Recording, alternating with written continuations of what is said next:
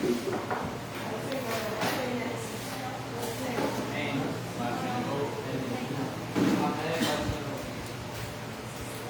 dar continuidade no estudo, né?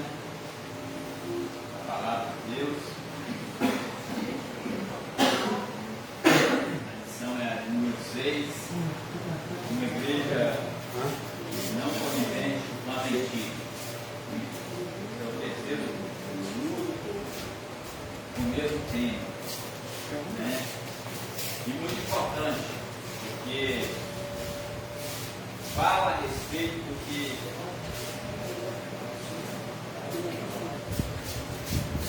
tudo, irmão, fala concernente à palavra de Deus, aos ensinamentos de Deus para a nossa vida. Como já foi dito aqui no outro estudo, nós estamos aqui para aprender, vamos ser mais que os irmãos, né? Buscando conhecimento também, pedir a instrução, discernimento do Senhor, para que possa nos ensinar, né? Como é devido aqui, nós estamos falando sobre, como a própria lição diz aqui, uma igreja não conivente com a mentira. Como já foi dito, já foi discutido, né? Nós temos na palavra de Deus, né, a certeza que ali na palavra de Deus é certo, não é a palavra de Deus é mais ou menos, não, ali diz que o diabo é o pai da mentira, né? Então vai nos dar discernimento daquilo que é o pecado e o que é mentira. Nós temos também na Bíblia que é pecado, né? Então são palavras, são coisas e argumentos que nós vivemos todos os dias de nossas vidas. Nós estamos, né, como se diz, envolvidos nessas situações. Não adianta falar crente, não crente, cristão, não cristão, não pratica isso, não faz isso, não. Todos nós, todo ser humano está envolvido com o pecado. Porque, né, nós fomos concebidos no pecado. Então, todos pecamos, então isso não está fora da nossa alçada, da nossa dia a dia. Então, nós já temos texto logo ali, vou só repetir o texto logo rapidinho, é verdade prática. Texto logo, né, lição número 6, diz assim: disse então Pedro a Ananias, porque encheu Satanás o teu coração, para que mentisse no Espírito Santo e retivesse parte do texto da verdade. Né, Atos 23. Verdade prática, com toda forma de engano, a mentira é pecado. Devemos, pois, andar sempre na luz da verdade. E o texto aqui, né, nós baseamos, ele está baseado aqui no texto ali de Ananias e Safira, né, a respeito da mentira. Foi disso ali, né, em Atos dos Apóstolos, algo que eles fizeram e chamaram a atenção, né, dos apóstolos de nós até hoje traz repercussão, né, ensinamento para nós que, né, nós sabemos que de Deus não se esconde, quem está escondendo o homem talvez pode, mas de Deus nada se esconde. E a mentira, como todo o pecado, ela tem consequência. Não quer dizer que se você mentir, como nós sabemos que nós pecamos, se nós pedirmos perdão verdadeiramente, nosso Deus vai nos perdoar, porque Ele é perdoador. Mas, querendo ou não, vai ficar aquela marca, aquela cicatriz nunca vai sair, né? Ela vai ficar ali, pregada, mesmo que nós somos perdoados, vamos para o céu, caso nós cometemos pecado, mas aquilo vai ficar, aquela marca vai ficar em nós. Quando nós olharmos aquela marca, ó, ou para mim não fazer, cometer novamente, ou para ter experiência para outros, como eu gosto de sempre narrar, o que está na Bíblia é para nós aprendermos, né? Muitas das vezes, talvez, nós falamos, mas por que aconteceu com fulano? Né? A maneira de Deus trabalhar e é uma maneira que para que nos alertasse. É o que nós estamos aprendendo, porque se não acontecer com alguém, se nós não saber, caiu no buraco, vai machucar ou vai morrer, nós nunca vamos saber. Então nós temos que saber que colocar o buraco, fulano caiu, quebrou o pescoço, fulano caiu, só machucou. Um dano vai ter, e assim não é diferente com o pecado. Pecou, vai ter uma consequência. Nós vamos ler lá na frente aqui um pouquinho, né? Nos alertando sobre isso, né? As nossas atitudes, ela vai ter uma consequência, né, que vai nos deixar marca, como nós já vimos na Bíblia, em todo o tempo aqui, todos os filhos de Deus, eles pecaram, mas aqueles que se arrependeram tiveram ou receberam o perdão, amém? Então hoje nós vamos dar início aqui no número 1, o diabo, o pai da mentira, né?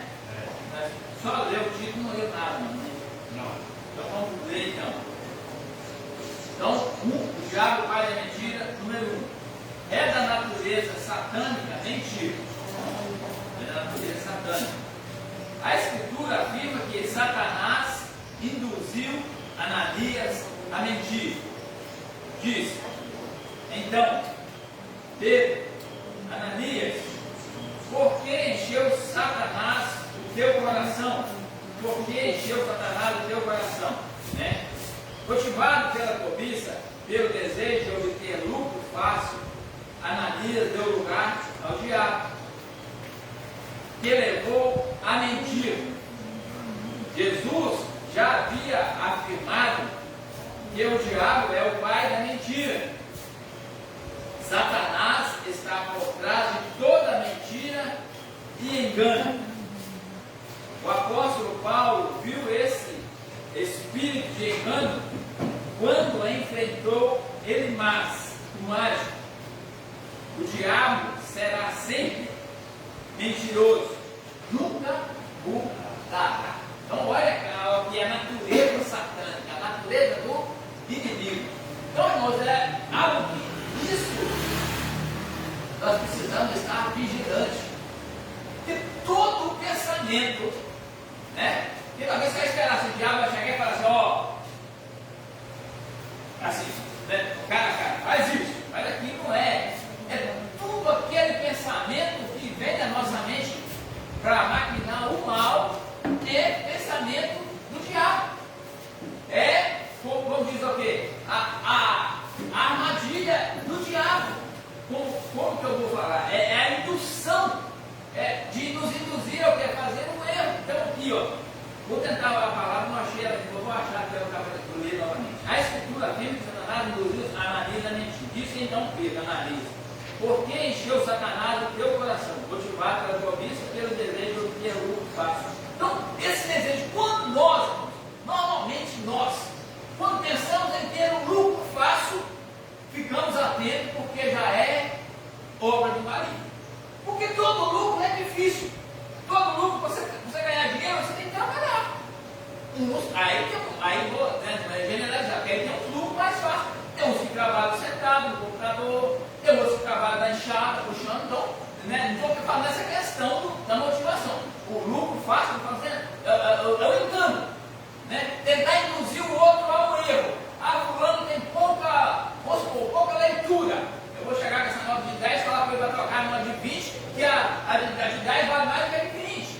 Então, é a indução do erro. Então, quando na nossa mente, irmão, vem algo que vai prejudicar o outro ser humano, isso é indução do inimigo.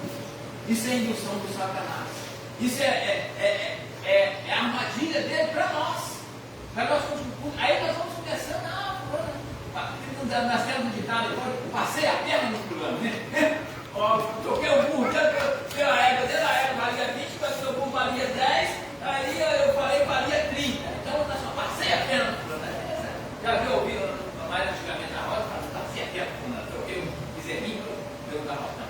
Então é a maneira de. Então essa é a intenção. Não estou falando que passou, não é a maneira de falar. Então, quando o nosso pensamento, irmão, está fácil para esse lado, de levar um grupo fácil, pode ficar dentro. Automaticamente é algo que não vem da parte de Deus, né? Não é algo de honestidade. Então eu quero só utilizar uma coisa, muitas vezes, aí uma coisa importante, chamando a atenção, são algo para nós ter uma analogia, assim, para nós pegar.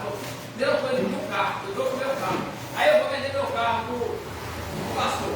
Ih, pastor, meu carro é top, meu carro é feito, meu carro, você pode andar que dá 15 km por litro e o ar-condicionado funcionando direitinho, beleza, mas eu sei que o ar-condicionado não está funcionando, ele não dá 15 km por litro, né? Ele está ruim, ele está torto, mas para mim, vantagem, olha o que entrou aqui, nesse argumento que eu fiz aqui, entrou o quê? A minha conversa com o pastor, a mentira, né? Então já é algo, isso é tentar levar vantagem, né? Então quando você vai, não vou vender o pastor, vou vender meu carro para outro, não, meu carro, ele baixa óleo, ele não dá 5 km, ele dá só 10, o senhor quer comprar? Não, serve para mim, esquenta, não, acabou, não tem, né? está comprando, consciente que o carro está assim, descansado, semana depois do carro, estourar na mão dele, olha, comprei essa mesmo, então, são algo que nós precisamos estar dentro. Eles são, parece que é coisa simples, não é assim. Isso no dia a dia nos pega de surpresa, muitas vezes nós somos feitos por isso. Então a natureza satânica aqui, né, nós sabemos que Satanás é o pai da mentira. 2, alguém não quer falar uma coisa, quer trazer perguntas, pastor, toda ali responder. 2, a mentira como um ardil maligno. Ardil o quê? Como uma tática, como uma maneira de nos envolver. Então a mentira ela vai nos envolver. Satanás não obrigou nem forçou Ananias, né? Satanás não vai obrigar ninguém a mentir. Satanás não vai obrigar ninguém a pecar. Ele vai oferecer a mentira, ele vai oferecer o pecado, mas não vai ser obrigado. Ninguém obriga ninguém a fazer nada. Não sou obrigado a fazer nada. Forçado, né? Faço. Eu sou impossível, mas se eu quiser, se eu resistir o diabo e ele virar de nós. Então nós temos que resistir. E para nós estarmos resistindo, nós precisamos de o quê? Ser fortes na palavra, né? Não ser fortes, né? A carne é fraca, mas o espírito é forte. O espírito está pronto para resistir à carne. Então, é algo interessante. Então, forçou Ananias a mentir, mas, evidentemente, plantou a semente. Essa é a lei da semeadura, né? Plantou a semente. Se você deixar ela crescer, ela vai dar um fruto qualquer. O fruto do bem ou o fruto do mal. Nós sabemos que a semente do bem dá o fruto do bem. Então, a semente do mal também vai dar o fruto do mal. Então, plantou a semente do engano da mentira em seu coração. A mentira é um dos seus ardis. A escritura é bem clara. Não deis lugar ao diabo, né? Versos 4 e 7. Por certo, Ananias sabia disso. Sabia. Pois estava numa igreja doutrinada pelos apóstolos. Olha que importante. Olha só. Eu vou acabar hoje. Olha só que trechinho importante. Por certo, Ananias sabia disso,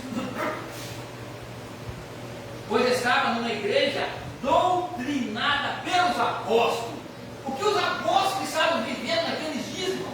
Algo extraordinário, a descida do Espírito Santo ali. Estavam vivendo aquilo, parece que o auge da palavra de Deus, do momento ali dos apóstolos, era aquele período. Então, o Espírito Santo estava ali, né, possuindo ali todos aqueles que estavam envolvidos, os apóstolos, a descida do Espírito Santo. Não era por algo espantoso, e naquele momento ele deixou. Então Ananias sabia, era nós, discípulos, não era nós mesmos da igreja. Conhecendo a palavra, como você está conhecendo, eu estou conhecendo, eu estou aprendendo, mas o importante de tudo é aprender. Mas o mais importante do que aprender é pôr em prática. Eu posso ouvir a palavra de Deus dia e noite, Jesus salve, mas amanhã depois eu não ponho aquilo em prática. Olha, eu exercer aquela função, eu não exerço. É o que Ananias e Safira fizeram aqui. Eu conhecia os apóstolos, já tinha visto aquele movimento do Espírito, né? Porque era uma igreja doutrinada. Olha o que é nos dias de hoje uma igreja doutrinada. Nós temos tantas igrejas, né, que não são, não estou julgando, mas assim, a respeito de certas atitudes que nós vamos aqui no pecado, passa a mão em cima do pecado, ela vira e mexe, ela vai entrar no buraco. E aqueles que estão ali, né, nós sentados aí, também vamos no buraco, também nós não aprendemos a verdade. Quando nós pecamos, é que a nossa cabeça não. Agora, quando nós somos advertidos, mesmo que nós isso que é importante, uma igreja doutrinária, ensinar. O papel do líder, aí eu vou trazer o papel da liderança. O líder, quem está doutrinando a igreja lá, os apóstolos, né, revestidos pelo Espírito Santo, e os líderes da igreja, todas as igrejas, todas, elas têm que estar revestidas pelo Espírito. Tem que buscar a presença de Deus. Tem que estar o quê? Conivente com a palavra para ser revestido do Espírito de Deus. Porque se tiver de qualquer maneira aqui, não vai ser revestido do Espírito Santo de Deus, se tiver de qualquer maneira. Só porque está aqui à frente, não. Ele tem que pagar o preço. Aquele que é muito dado é cobrado. Né? Como o pastor, ele aceitou o papel que você passou da igreja, ele tem que se abster de muitas coisas lá fora, irmãos.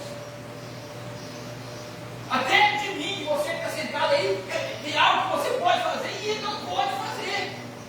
Assim, no sentido, entendeu? Porque tem que ser mais atento ainda aquilo. Porque o cargo, o que vem em cima dele é mais forte. Ou aqui, ó, essa aqui, ó, doutrina. Ele é doutrinado pelo apóstolo. Eles eram o que? Eles recebiam de Deus, era no Espírito Santo falava. Então, pastor relaxado, pastor que chega na igreja atrasado, pastor que não dá muito papo para a igreja, pastor que faz isso, pastor que lá fora mente, pastor que lá fora. Ele não, olha bem, estágio, tem muitos, tem aí, né? Mas vai ser uma igreja doutrinada, vai ser uma igreja forte. Nós vamos levar lá na frente um pouquinho. Não, falar aqui que ela vai falar. Então, esse negócio da mentira é muito sério. Um amigo disse para mim, falou o seguinte: olha, mentira dá trabalho. Quando a gente olha a luz da Bíblia, o trem é fora de sério mesmo. Você tem que moldar toda uma nova estrutura para sustentar sua mentira. Né? Quando a gente olha, eu anotei aqui no cabeçalho aqui da revista aqui, Davi pagou caro por mentir, né? Foi um preço para mentira, e ele foi virando aquela bola de neve quando ele olhou para Betseba, se interessou por ela, né? Teve uma relação com ela. Ele não esperava que ia acontecer aquilo que ele esperou que ia acontecer, né? Como tem uma piadinha que fala do vídeo lá. Aí, quando acontece o fato, o que ele tem que fazer? Agora eu tenho que mudar toda a minha estrutura para sustentar a minha mentira. E como é que eu vou fazer? Vou trazer o marido dela para perto. Só que Deus, do mesmo jeito que o homem é estratégico, que o diabo é estratégico, Deus também tem a sua estratégia de trabalhar. Deus sustentou Urias até no último ponto, para que a mentira de Davi fosse jogada por terra. Mas você vê que toda a história que ele fez ainda não conseguiu sustentar a mentira dele. O que Deus fez? Você precisa pagar um preço. Vou te perdoar, mas você vai pagar um preço. E hoje a pergunta que eu quero fazer dentro desse relato da mentira: nós estamos dispostos a pagar determinado preço por alguma mentira? Eu olho para o Diácono Milton, né, que hoje está aqui o Samuelzinho. Você estaria disposto a perder o Samuel para sustentar uma mentira? Marlene perdeu um filho, eu perdi um filho para sustentar uma mentira. Davi perdeu. Quem que ele perdeu? Ele perdeu o filho que Betseba engravidou. Ah, mas não era fruto da relação do casamento. Problema, irmão. Filho é filho, né? Agora a pergunta para nós é: estamos dispostos a pagar qualquer preço para sustentar a nossa mentira? Vale a pena realmente eu moldar toda uma nova estrutura para sustentar a minha mentira? Se dá trabalho, irmão, né, para sustentar uma mentira, para que eu vou mentir? Não é melhor dizer a verdade? Ou não? O evangelista citou ali no ramo do carro, mas hoje, né, no ramo do leite, hoje, vai comprar uma vaca, tá 15 litros de leite, né, se vende ela por tanto, aí você vai lá tirar o leite lá, a vaca dá 7 litros de leite, né? Então, às vezes você fala o seguinte: vale a pena? Não é melhor você falar o seguinte, ó, dá 7 litros de leite, né? Se você dá um pratinho, talvez ela vai dar mais, né? Então, sim, eu acho que, como a Bíblia está dizendo que o diabo é o pai da mentira, eu não quero ser aliado com o diabo, porque a Bíblia diz: resistir ao diabo e ele fugirá de vós. Achegarmos-se a Deus e ele chegará a vós. Então, a quem que eu quero ter como aliado na minha vida? O pai da mentira ou o pai da verdade? Porque a Bíblia diz: conhecereis a verdade e a verdade vos libertará. Quando eu conheço a verdade que é Cristo, automaticamente eu vou me abster da mentira. Não vale a pena pagar preço, né? E nessa manhã, nesse estudo aqui, nós possamos frisar: não vale a pena eu pagar determinado preço por causa de mentira. Quando a gente olha para o texto base aqui de Ananias e Safira, olha o trabalho que eles tiveram para sustentar uma mentira que não tinha valor nenhum, irmão. O que tinha de valor eles mentiram para aquilo? O dinheiro era deles, a propriedade era deles, né? Eles não precisavam dar, mas foi lá e bolou uma mentira para quê? Para levantar a sua moral, o seu ego. Aí o que acontece? Você vai ficar preso, né? Então, a palavra-chave aqui está aí frisada aí na revista Todo Mundo. A palavra-chave é mentira. É muito mais fácil falar: ó, peguei 10, mas vou dar 5. Vou ficar com 5. Não era tão simples? Sabe, e fazer diferença com o apóstolo, ninguém foi obrigado, né? Ele falou: não, você tem que dar os 10. Não, eu tenho 10. Vou dar 5, vou ficar com 5. Pronto, acabou. Seria muito mais abençoado. Então, mas é isso que é. Por isso que nós precisamos, nós temos que ficar atento com a nossa mente, né? Com os pensamentos que vêm em nossa mente. Porque eu falo, o pensamento que vem na minha mente, talvez eu não quero pensar, né? Mas a cilada vem, é colocada em nossa mente o pensamento. É que muitas vezes eu quero pensar uma coisa ou outra, aí eu pensando tem a coisa errada. Se eu falar que eu não penso coisa errada, eu estou sendo mentiroso. Todas as coisas que eu estou nós vemos, vem o pensamento errado em nossa mente. Vem o pensamento de fazer algo que não está conivente com a palavra.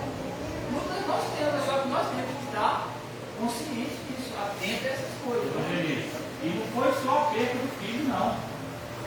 Né? A gente olha aqui no Davi, não foi só a perda do filho, não. O que Deus usou o profeta Natan para dizer para ele? Nunca mais a espada sairá da sua casa. Ou seja, além de você perder o seu filho, toda vez que você vai andar, porque certamente alguém vai morrer na sua genética, na sua geração, na espada. Então assim, aquilo ficou gravado pro resto da vida, irmão. Para que a gente vai ficar carregando uma consequência por algo que a gente pode simplesmente dizer: melhor eu pagar o preço pela verdade, que eu pago o preço pela verdade e eu elimino de uma vez, do que eu ficar carregando anos, o peso de uma mentira.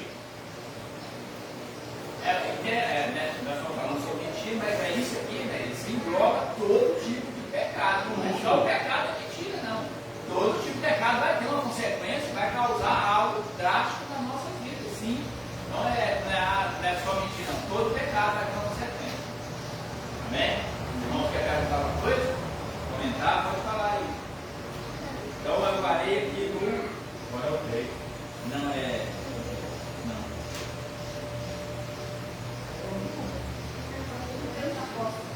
Isso. Doutrinado pelos apóstolos. Não é coisa aí, não.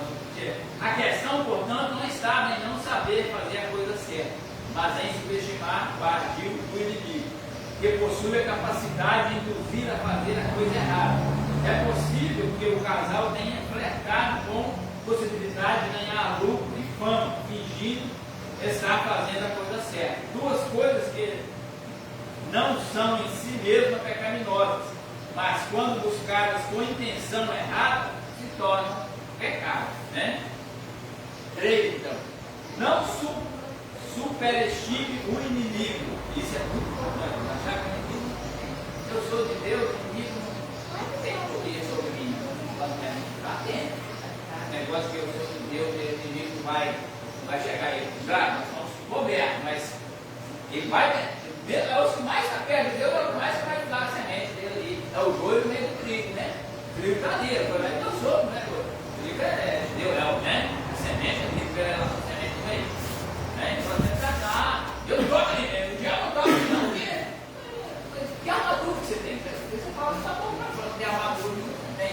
unção, não usa nem revestimento, não, só de boca para fora, mas tem que estar atento a isso aí. Não superestime o inimigo. Apóstolo Paulo orienta os crentes a perdoarem e a não guardarem nenhuma raiz de amargura. Olha só. Se por um lado não podemos superestimar o inimigo, visto ele ter sido derrotado na cruz. Por outro lado, não podemos subestimá-lo. Paulo orienta os crentes a se revestirem de toda a armadura de Deus, para que possam ficar firmes contra as astutas ciladas do diabo. Efésios 6:11, né, que fala sobre as armaduras. A expressão grega astutas ciladas traduz o termo grego, sei lá, de onde procede o nosso termo português. O diabo é meticuloso e trabalha metodicamente para enganar os cristãos, vigiando. Então nós temos que ficar atentos, nós temos que saber que o diabo está trabalhando dia e noite. O diabo não dorme, né? Não, como o nosso Deus não dorme também, o diabo também não dorme, né? Trabalha dia e noite. Então todo tempo ele está esperando para nos. Ele está ao nosso derredor. Ele está ao nosso redor. Ele está ao nosso derredor. Se ele achar uma brechinha, ele joga a semente.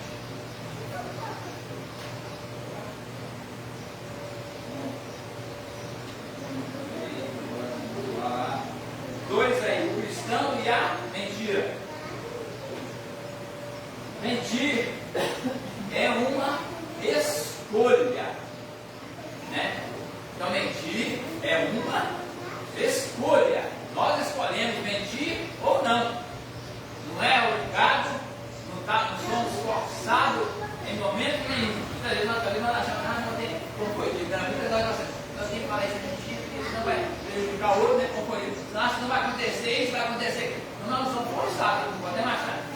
Se ser questionado é mentir, para achar que nós somos, se não fizer isso, vai prejudicar o outro. Nós não estamos olhando aquele que já foi prejudicado pela mentira. Então é algo muito interessante. O cristão e a mentira.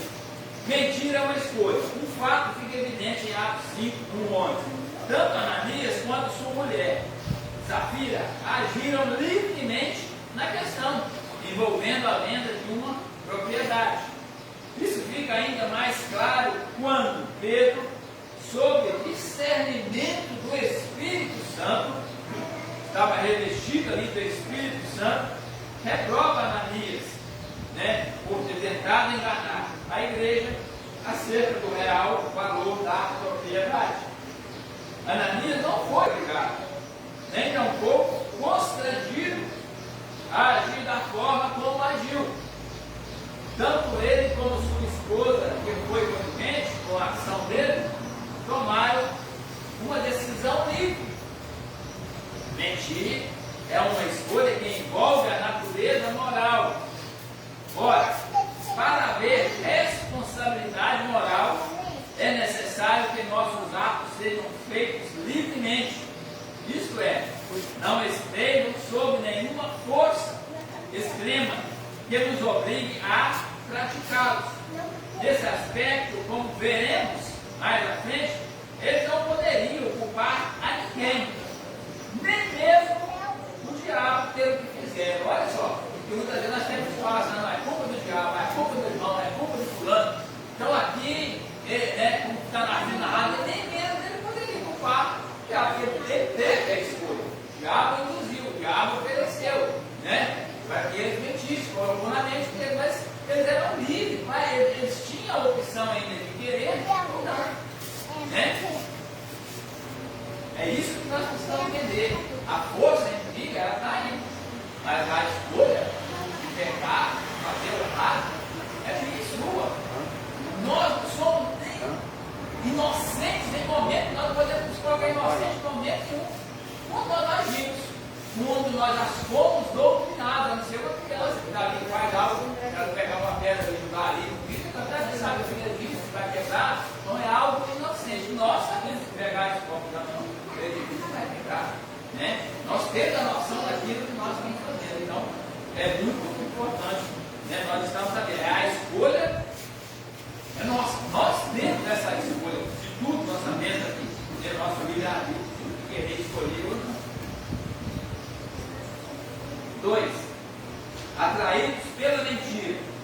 Se por um lado Ananias e Safira tomaram decisões livres, por outro lado sofreram implicações de suas decisões.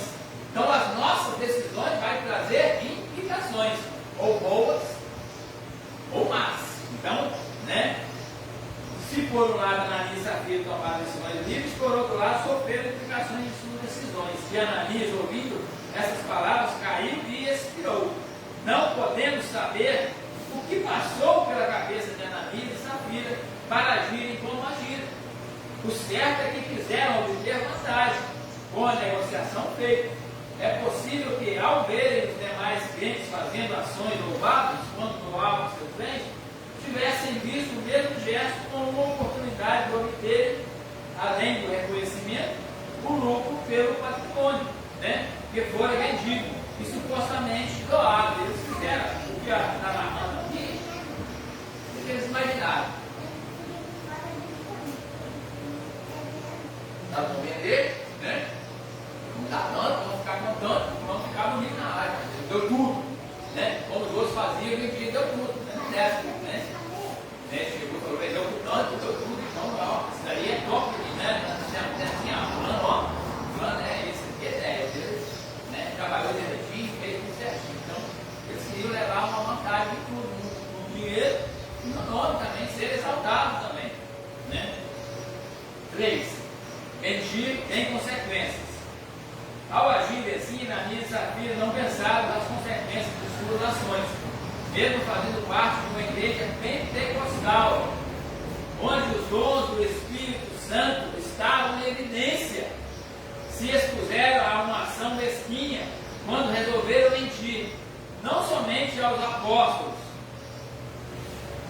mas ao próprio Deus. Contudo, o preço pago por essas ações foi muito caro. Custou-lhes suas próprias vidas. Antes de se praticar qualquer ação de natureza pecaminosa, é necessário pensar nas consequências que isso produzirá. Quantos crentes, muitos deles experientes, hoje lamentam por terem levado em conta as consequências de suas ações, vigiando. Então, muitas das vezes, tem muitos cristãos ainda que hoje, que pecaram, que mentiram, que têm esse pensamento aqui, que trazem essas consequências dos pecados. E uma coisa que me trouxe aqui agora a lembrança, quando nós fazemos isso, quando diz aqui Ananias e Safira, era que discípulos, eles estavam ali em Atos dos Apóstolos, estavam ali na igreja, olha o mal-estar que causa, aqui não foi, no caso. Hoje, olha o que nós vivemos nos dias de hoje, Eu estou aqui hoje, fazendo esse estudo aqui.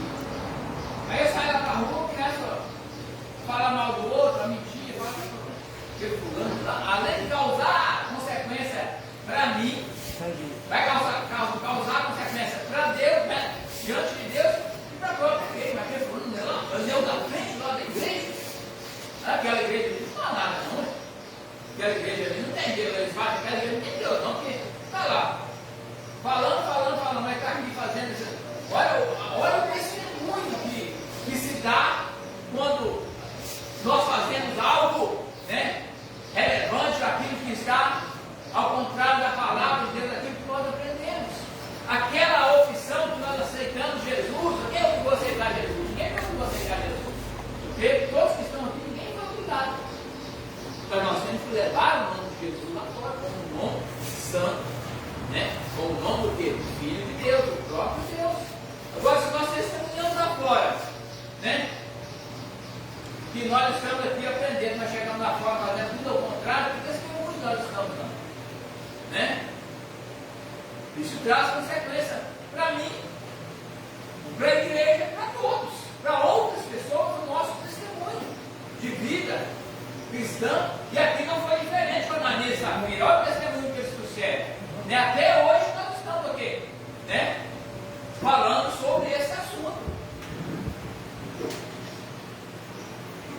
Porque hoje nós somos muito julgados por isso, nós lá fora damos um pinguim, saiu um pouquinho da vírgula assim, nós já estamos só, é fechado, mais do que os outros lá fora, né? Se eu ali no trânsito, ali, levar uma fechada, aí de repente no impulso saiu um palavrão da minha boca, aí ela, ih, aquele ali, vai crente, olha o palavrão que saiu da boca dele. Mas não vê que naquele impulso, naquela coisa, isso pode acontecer, não é? Não deve acontecer, mas pode acontecer, infelizmente, né? Não é falar que não, porque ninguém aqui é santo, nós sabemos, santo aqui nessa terra, agora está onde? Eu estou citando isso como um exemplo, né? Porque se o outro lá disser, o cara já é do mundo, dá um consegue a primeira coisa esse acidente, o outro lá, e sai um brigando com o outro, metendo a mão, xingando, para isso não é normal, tá? Não vai, né? Não vai pesar, né? Muita coisa, mas se for um cristão, quem passar lá ele é um cristão com Deus, é na igreja direto, não vai ter que fazer. Né? Então, a nossa relação com a igreja, a nossa relação com Deus, né? Nós temos que preservar. Isso é algo que nós precisamos, né? Estar consciente disso. Nós precisamos, como eu disse aqui, nós, né? Nós somos livres, nós podemos até fazer o mundo lá fora, mas nós não temos consequências, né? Mas nós sabemos que nós não devemos fazer. Todas as coisas são lícitas, mas nem tudo me convém. Eu posso sair aqui para fora, andar sem camisa, para fora, que é feio, mas eu andava antigamente. Né? Hoje eu lembro assim, eu vejo as pessoas passando discretinhas, igual eu passava, já passei, olha para trás, shortinho de bola, sem camisa, eu acho que assim, eu falo para mim, eu não estou julgando ninguém não, mas é feio demais na conta. Né? Então eu falo, você tem que dar vida, porque se você pegar a bola, então, são coisas que não vai ver nada, mas para outras pessoas que estão vendo, vai olhar lá, olha o jeito que está, olha o vestido da Bíblia, nós devemos olhar até o nosso vestimento, nós devemos nos portar, né? Nosso corpo, nós precisamos estar nessas coisas. Então, irmãos, tudo aí, o que eu estou trazendo aqui é a consequência do pecado, tudo vai afetar as outras pessoas. Então, nós precisamos estar atentos. Mentir, né? Fazer o que é pecado, isso vai trazer sérios danos e vai atingir outras pessoas também. Né? Nós temos essa prioridade. Amém? Nós quer falar uma coisa? Comentar outra coisa? Então vamos lá no número 3. A igreja que repete a mentira. Uma igreja até mente, a igreja precisa ter medo. Lucas destaca os fatos ocorridos com Ananias. Então esse texto envolve Ananias, né? E Safira. Trouxeram um grande temor dentro e fora da igreja, né? Essa atitude de Ananias e Safira trouxeram temor dentro da igreja e fora da igreja, porque isso percorreu toda aquela época.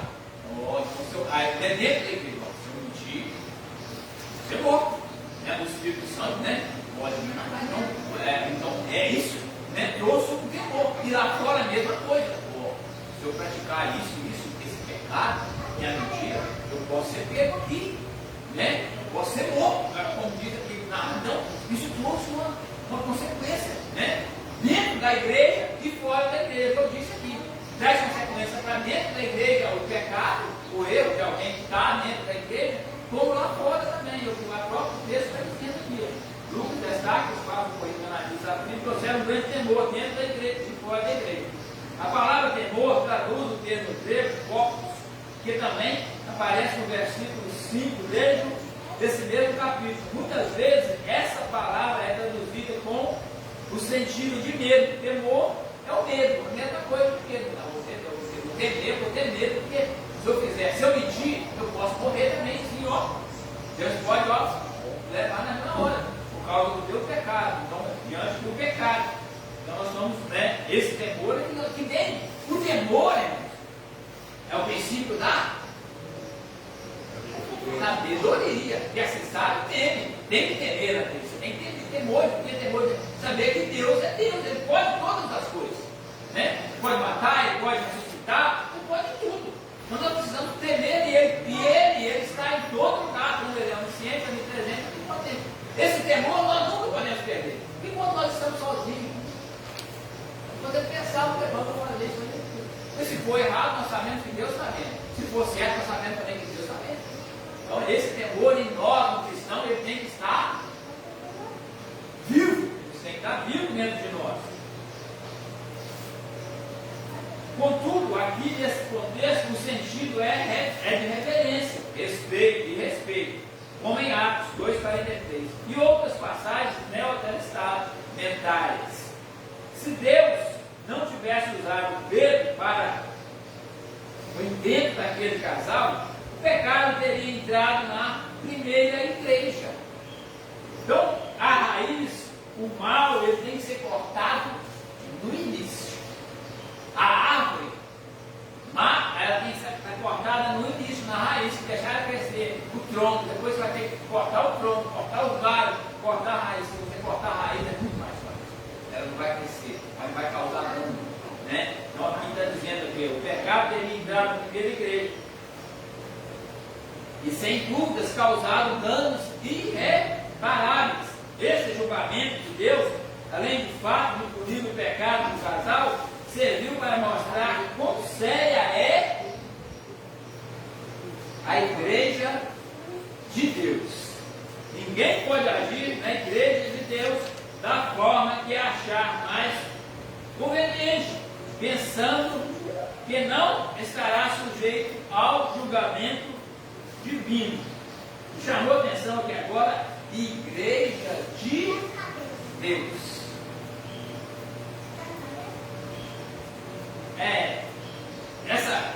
Esse textinho agora chama atenção assim.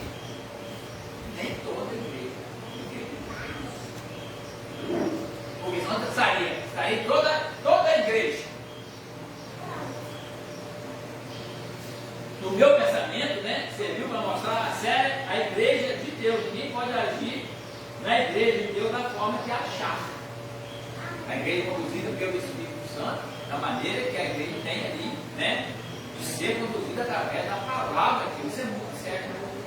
Porque eu vou falar aqui, porque eu ouvi, ninguém falou e nem nada. Né? Estou falando que alguém falando que quando eu era lá no mundo, eu falava que era católico, nem sei. Mas um belo dia eu já fui. Mas um belo dia eu cheguei lá, né, novo ainda, jovem, nem sei se era casado, se era solteiro. Muito tempo. O padre que estava lá falou que beber um bolinho de pinga só assim não tinha problema não. Falou dentro da missa, na missa lá dentro do peito. Eu tive um garrafa na minha cabeça, eu nunca esqueci. Um bolinho, um bolão, que nós sabemos que a raiz ela cresce, é do comportamento desse texto aqui. Se não cortar a raiz, você achar que vai ficar cheio, pecar, não tem problema. O negócio é encher, fazer movimento. O pecado cortar, e depois para ele crescer, é difícil consertar. Né? Olha o alvoroço que está aí, o negócio aí, né? Estou comentando, né? Sobre o negócio de santo aí, que não salva, Jesus só que salva, né? O cara, 2000 anos acreditando que santo salva, que não sei o quê, né? Agora o chefe lá falou, ó Jesus salva. Eu falei assim, ouvi também, não sei se é nada, eu ouvi também na mídia, mas eu quero. Não, é muito difícil. Como é que você vai tirar aqui tudo lá de dentro disso? Agora não tem como mais. É uma reviravolta muito drástica, muito difícil de ser acontecer. Então, nós temos que ser vigilantes nisso aí, irmão, no início. Né? Então, ninguém pode agir na igreja de Deus de forma que achar mais conveniente. Não faça assim. Hoje nós temos assim, que eu vejo muito nisso, é muito assim. Vou falar dos cristãos. Hoje eu estou na igreja lá do pastor Ronaldo, estava ali. Não cheguei lá, não é para mim não. Cheguei lá do pastor, não vou para a igreja. É que é uma igreja conivente com ele. Quer saber aplicar o estatuto da igreja, ao risco da igreja, que é do jeito que ele não vai achar, mas ele monta um para ele. Né? Então, realmente, essas coisas hoje nós temos de achar conveniente, por aquela ali serve para mim, isso aí, pronto, acabou. Então não é assim. Pensando que não estará sujeito a um julgamento de Deus. Tudo é consequência para nós. Nós, tudo que nós fazemos aqui nessa terra é um julgamento, bom ou ruim, né? Que você vai servir no pesar da nossa balança do lado direito e do lado esquerdo. 2. Uma igreja forte. Mais uma vez, Lucas destaca que muitos sinais e prodígios eram feitos entre o povo pelas mãos dos apóstolos. 5:12. Atos 5:12. Isso mostra que uma igreja santa, que trata o pecado como pecado, e não arranja desculpa para justificá-los, é uma igreja forte. Né?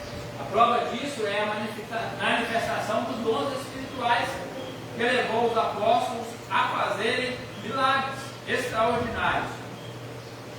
Uma igreja fraca, anêmica, por falta de disciplina espiritual, que aprendeu a tolerar o pecado em seu meio, torna-se inoperante, torna-se uma igreja fracassada.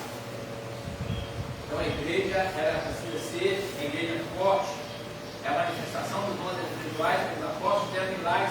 Uma igreja fraca, anêmica, por falta de disciplina espiritual, que aprendeu a tolerar o pecado em seu meio, torna inoperante. Nós precisamos ter uma igreja forte, buscar a presença do Espírito Santo, ser revestido pelo Espírito Santo, buscar o conhecimento da palavra, buscar os dons espirituais. Nós precisamos buscar, né? Nós precisamos estar aqui, alerta essas coisas. Não até esperar assim de boca aberta, vai. Não, nós precisamos buscar, nós querer, né? Para ser forte, nós precisamos ser fortes. Para nós não engordar, nós temos que comer dia, de noite, dia de comer, para nós engordar, para ser forte, nós precisamos alimentar.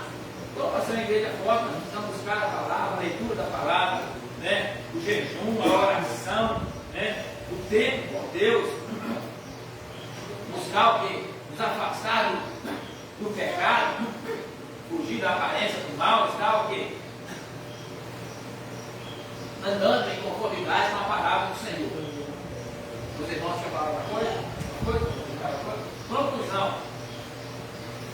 É possível um crente pecar e se acostumar com o pecado sem se arrepender? É possível um crente pecar e se acostumar com o pecado sem se arrepender. É possível que ele encontre até mesmo justificativas plausíveis para comportamentos totalmente pecaminosos. Contudo, uma coisa é certa: não é possível escapar do juízo divino. No caso da igreja de Jerusalém, o juízo divino veio de forma rápida e precisa. Contudo, em outros, como no caso de Corinto, o apóstolo Paulo cobrou uma ação enérgica por parte da igreja, que havia se tornado tolerante em relação ao comportamento pecaminoso de um crente, 1 Coríntios 5:13. Em outra situação, Paulo deixou claro que Deus exerceu seu direito de juízo com aqueles que haviam pecado. Fica o alerta: ninguém é capaz de enganar a Deus. Então é possível um crente pecar, se acostumar com o pecado. É assim. Claro, eu falo assim, eu sempre falo aqui e vou voltar a falar. Pedir perdão, na minha opinião, não é difícil. A minha opinião. Eu acho, né, o problema de muitas vezes não pedir o perdão é reconhecer que pecou. Porque para pedir perdão, primeiro a pessoa tem que reconhecer. E muitas das vezes ela fica aqui, ó, ela fica escondida. É possível um crente pecar e se acostumar com o pecado, achar que o pecado não é pecado. Ele não vai pedir perdão, ele vai se arrepender nunca. O que acontece muitas vezes nas nossas vidas, do cristão ou no mundo, a pessoa lá fora, que o cara lá fora sabe o quê? Ele bebe e acha que não beber, pecado. O que quer, né? Prostituir não é pecado, não. E aí também, vou pedir perdão para quê? Todo mundo faz. Então, o problema nosso, do ser humano, aqui está falando do crente, né? Então, vou voltar aqui. É possível um crente pecar e se acostumar com o pecado, sem se arrepender. Se ele não arrepender, ele não vai pedir perdão. A Bíblia diz que aquele que confessa e deixa, alcança a misericórdia. Para confessar, ele precisa reconhecer que pecou. Ele vai confessar algo que ele não achar que não é pecado. Como é que ele vai confessar algo? Ah, não, isso aqui que não é Deus. Ah, não, isso aí não tem problema não. Ele vai pedir perdão. Então, a prioridade do temor em nós tem que estar no reconhecimento de pecado. Por isso que nós precisamos saber o que é pecado e o que não é pecado. E talvez falar, ah, não, mentira é pecado. Ah, roubar é pecado, mas eu não pedir perdão. Né? Então, o reconhecimento do pecado nos leva ao quê? A nos arrependermos de pedir perdão. O nosso erro com o fulano, de contratar o fulano, de falar algo do fulano, de pedir perdão a ele, nós reconhecendo, ó, eu ofendi fulano, eu magoei fulano. Se eu não sentir nada disso, eu não vou pedir perdão a ele nunca. Então nós precisamos estar sabedores do que é pecado, do que nós fazemos, das nossas atitudes. Então aqui, né, vem nos dizer, é possível que ele pecar, se acostumar com o pecado, sem se arrepender, é possível que ele encontre até mesmo justificativa. Justificativa eles falam, não, isso aí não tem problema não, isso aí é um pecadinho, isso aí é uma mentirinha, não tem problema não, mas aí lá na frente está dizendo, né? Não é possível escapar do juízo divino. Né? Nós podemos pecar, achar que não pecou, mentir, achar que não mentir, fazer errado, achar que fazer, mas no juízo nós não vamos escapar. Lá no juízo não vai ter que falar assim, ah, não tem que falar, não, eu achava assim, eu achava assado, não, não. O juízo é o juízo, ó. É a espada, ela vai cortar para frente, para trás, de cima, de bando, de lado, de todo lado. A espada de dois mundos, ela vai para cima, para baixo, de trás, para frente, de todo lado. O juízo ali vai ser o dia que todo joelho se dobrará diante do Senhor para confessar. Então nós precisamos estar atentos com as nossas atitudes, com a nossa vida. O nosso dia, onde nós vamos ser pegos, irmão, nesse critério aqui? É possível que a gente pecar e se continuar com o pecado. É no nosso dia a dia, na nossa casa, na igreja, no nosso trabalho, é no nosso viver diariamente. Nós vamos ter, não vai ser um momento exclusivo, não, que eu vou ficar parado assim, pensando em pecar, não, é no nosso dia a dia. Então nós precisamos estar o quê? Revestido da armadura de Deus, como lá em Efésios. Nós precisamos estar revestidos de poder, né, de unção, né, de graça, da sabedoria do Senhor, para que nós possamos o quê? Resistir, né, às astutas ciladas do maligno. Amém? Então, acredito que concluiu. Os irmãos que tiverem dúvidas depois, pode passar para o pastor, pode perguntar a ele. E eu agradeço em nome de Jesus. Amém? Interessante que parte do pastor, né? A responder a pergunta. Ele é o professor hoje, né? Não, a tarefa de pastor aqui, está agora, né? Mas a sinopse, né, do 3 diz: a igreja deve zelar pela verdade, pois Deus exige santidade e transparência em seu povo, né? Então que fica aí aquilo que nós falamos no decorrer 3 estudos, né? Foi um estudo muito proveitoso, né? Eu entendi que o estudo foi muito proveitoso. O Nilson chegou, pôs fogo no parquinho, né? Depois eu também cheguei, colocando mais um pouquinho de lenha já no fogo, o barquinho já estava pegando fogo. Mas tudo isso é para o nosso crescimento, né? Eu confesso que hoje eu estava sentado ali olhando para a igreja falando, como eu estou feliz, a igreja lotada no estudo, né? O Diácono João Peito está preparando as coisas para a viagem, né? Mandou mensagem, viagem hoje meio-dia, os irmãos olhem, falando da viagem dele, da irmã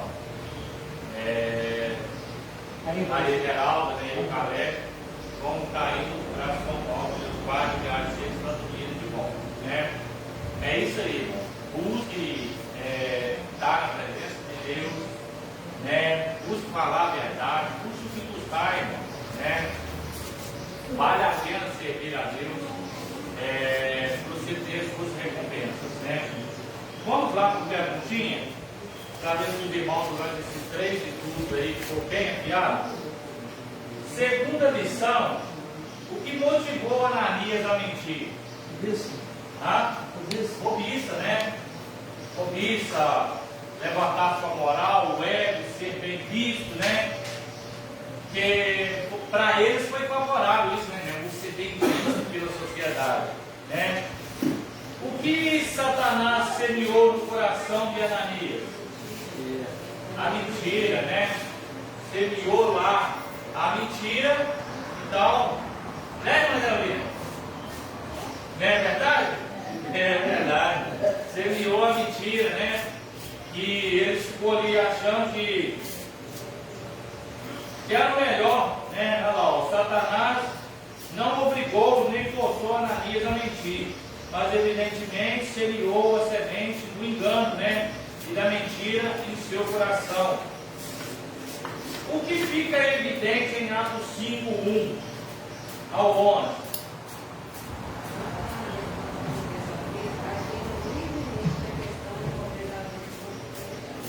É isso aí, né? Tanto Ananias e Safira agiram livremente quanto à venda das suas propriedades. Quarto, o que é necessário pensar antes de qualquer prática de natureza pecaminosa?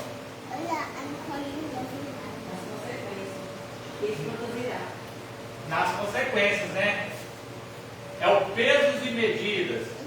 Vai valer a pena? Vai valer o preço que eu tenho que pagar por uma mentira? Hoje o tema é mentira, né, irmão? Vale a pena esse preço que eu vou pagar por causa de uma mentira? É isso que você tem que pensar. Toda vez que você for mentir, você põe e pensa: vale a pena o preço que eu vou pagar? Né? Vou ter que me, como diz o ditado, me rebolar para justificar uma mentira. Né? Então é isso aí. Quinta pergunta. O que de acordo com a lição e o contexto de Atos 5:1 ao 11, Atos 5:12 mostra?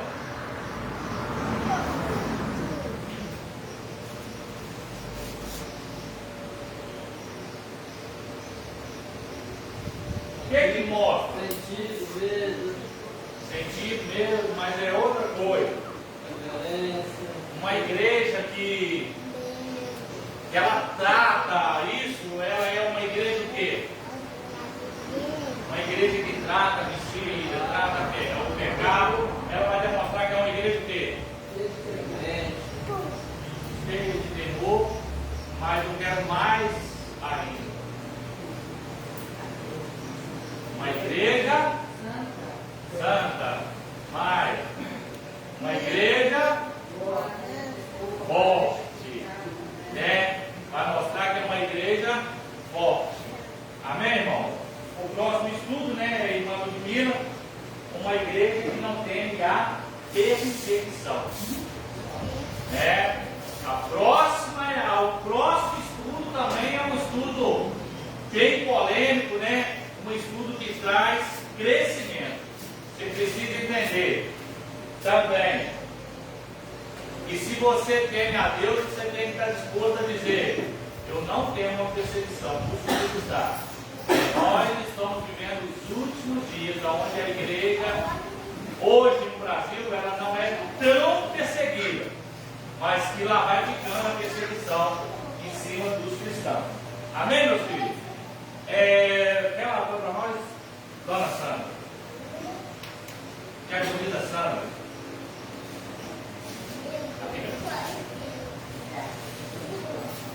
16 presentes.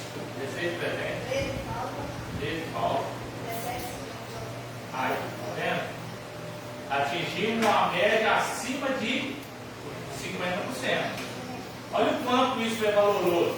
Né? Olha que hoje faltou o diácono do irmão que vai viajar, o Santinho que está cuidando do Moisés, né? Quase que nós estamos alcançando. Hoje, eu com clareza, talvez eu vou errar nisso aí, mas talvez hoje seja a única igreja que está acima de 50% de participação de membros e agregados na escola bíblica dominical. Estou quase certo de dizer isso. Eu já tive conversando com alguns pastores e eles falam: maior dificuldade é colocar membros na escola bíblica dominical. E hoje, graças a Deus, eu posso dizer, eu não tenho dificuldade de colocar os membros na escola bíblica dominical. Porque a nossa aula, a nossa escola bíblica dominical, ela é dinâmica. O que é dinâmica?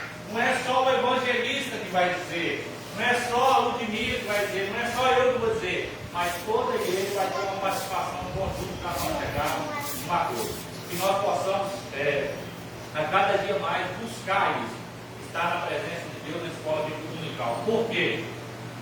Sábado passado, domingo passado, né, o Wallace se destacou, né? Porque o Wallace, você já prestou atenção que ele é mais quietinho. Mas ele falou no domingo passado, ele se expôs aquilo que ele acha por dentro. E isso é importante, por quê? A gente não deve ficar guardando só para a gente aquilo que às vezes a gente acha. Às vezes o meu achar não vai bater com o achar dos outros. Mas o quê? Nem tudo vai bater, mas eu vou expor o meu sentimento, aquilo que eu acho. Então uma escola boa é uma escola dinâmica, né? E no próximo domingo, né, do dia 7, a virada do ano vai ser dia de semana, né? Dia de semana, beleza. É uma igreja que não tem uma percepção. Estude sobre isso, né? Para você vir para cá pôr fogo no parquinho, né, meu? Vamos colocar fogo no parquinho, porque a gente tem que queimar os neurônios para chegar no bom senso também, de acordo com a palavra de Deus. Amém? Vamos embora para a nossa casa. Tem café hoje? Então vamos fazer o seguinte: tem a rosquinha ali. Acabou que eu vou correndo em casa, minha garrafa de café está coadinha, prontinha. Eu trago para vocês tomar um café aqui, tá? É rapidinho de moto, eu dou um pulinho lá rapidinho. Eba! Viu, ó? Isso, irmão, ó, as primícias, tá? Quem não trouxe domingo passado, traz as primícias hoje, por favor. Porque não teve culto, né? Porque eu cancelei o culto porque estava chovendo muito. E nem todo mundo é que